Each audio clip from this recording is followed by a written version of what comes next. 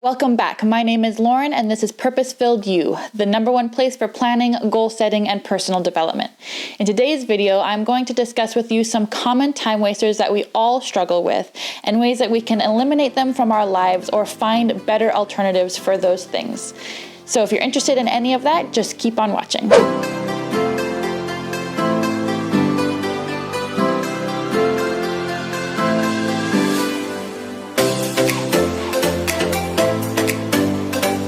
As I mentioned in last week's video, time is one of our greatest assets. We all have 24 hours in our day, and it is up to us how we spend that time. Now, before I share with you this list of things that you may potentially be struggling with as far as time wasters go, I want to acknowledge that most, if not all of these things are tools. They can be used for good or evil. It's really the way that you utilize these things that determine whether or not they are time wasters. So take everything I say with a grain of salt. These things can be used for good. These things can be used for evil. It is really the way that you let it control your life. If you let it control your life, or if you are controlling it and using it for good. So with that, let's get into some potential time wasters that we all can struggle with. The first thing, and one of the most obvious things, is social media. Social media, like I said, it's a tool. I use it for my business, and it has been very beneficial in meeting new people and finding new clients. It's been an amazing opportunity, and it is an amazing opportunity in so many different ways to connect with people that aren't in your immediate physical place that you live.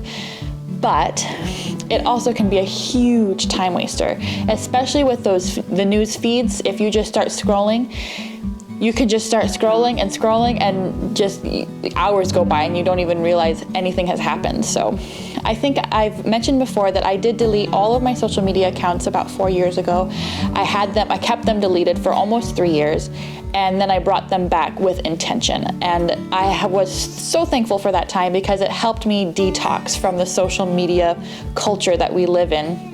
And I was able to set boundaries for myself. So now I don't check my newsfeed basically at all, because I know that if I do, I will be on it for a long time, way longer than I should be. And so I just don't. I check the notifications, I check my private messages, I log out. Like, that is it. So that is the boundary that I've set for myself. It's up to you to decide how you'd like to set up the boundaries for yourself. Checking social media can be a nervous habit for lots of us. And speaking of nervous habits, another time waster that many of us struggle with are alerts from our phones, and emails and text messages and cell phone calls. They're great tools. They're amazing things that we have that we can use and utilize for our good.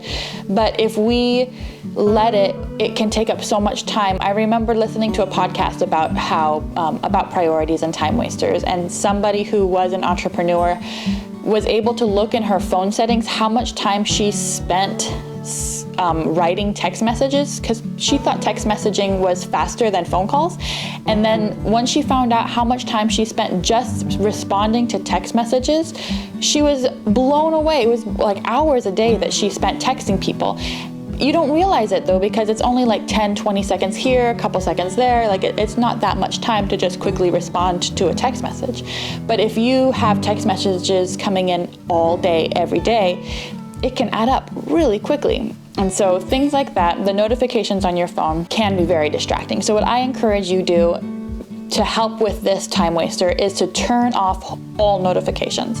I have all of my notifications turned off on my phone except for phone calls and text messages. I do still have on, but I do very often, if I'm doing something important, silence my cell phone for the time that I am working on that important thing. Looking through your settings and seeing what notifications you have turned on, and making sure that the things that aren't important, your social medias, your YouTube, your games, things like that, the notifications are turned off so that it's not constantly distracting you from what you're working on. Speaking of games, another common distraction for people are games on your phone and video games on like PCs and gaming consoles.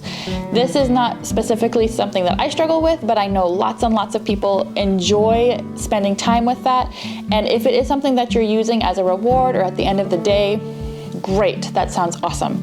As long as you're setting yourself those clear boundaries and not letting them be time wasters, but letting it be a tool. What I would recommend if you do decide that these are just time wasters and are totally useless to you is delete those apps. Delete the apps that are games, just all of them.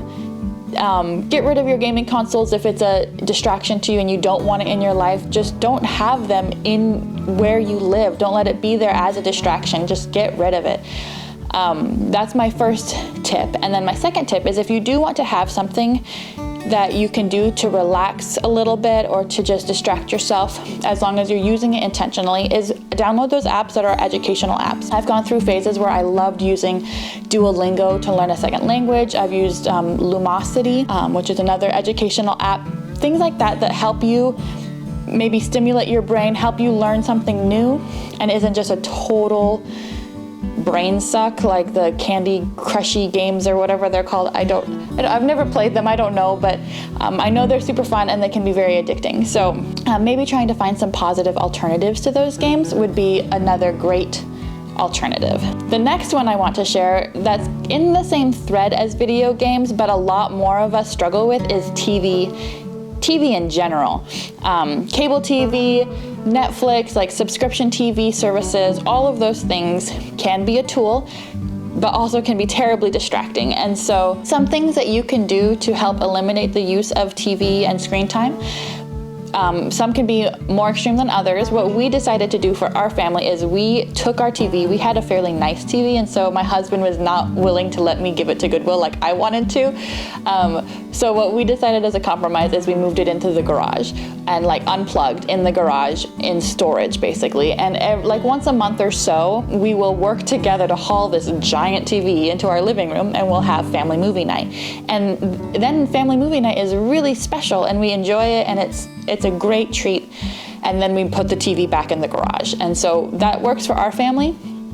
That may not work for most families, but that's the boundary that we set for ourselves with the TV. The other thing that we did for our family is we canceled all of our video subscription platforms. We canceled our Netflix, we canceled our Hulu, we canceled all of those things. So we no longer have those to use easily anymore in our life. So right now all we have access to is YouTube, which we do still watch YouTube a lot. I'm not going to say that we're perfect. But we do try as hard as we can to limit the screen time that we have in our everyday life. The last couple things that I have on my list are less of those physical, practical things and more ethereal brain space things. And the first one I want to share with you is not having a to-do list. If you don't have a to-do list to know how you want to fill your time, you're gonna fill your time with something that isn't actually important, therefore it's a time waster. If I don't have a to-do list in the beginning of the day, that's when I start watching videos on my phone on YouTube. And that's when I start not doing the laundry because I forgot I even had it lying in the dryer. It's just there and I know I don't know that I should be doing it because it's not on a list and I forgot about it. So by having a list, you're able to remind yourself what is important and not let the time wasters take priority. The last thing that I want to share with you today is the one that I personally struggle with the most, and that is worrying and doubting yourself. I want you to close your eyes for a second and just think about how much time in the day do you spend doubting yourself, thinking you're not good enough, thinking that the stuff that you do every day is not worth any amount of anything, worrying about tomorrow and how you're gonna make ends meet, all those negative thoughts. How much time do you give those thoughts? For me, it's too much. It's too much time and it's not worth it.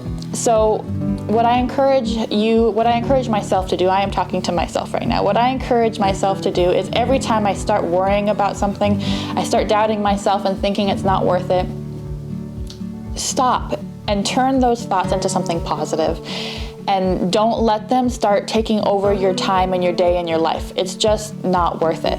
So easier said than done. It's something I'm actively working on. But I encourage you to just not let those things consume you because you have better things to do with your time.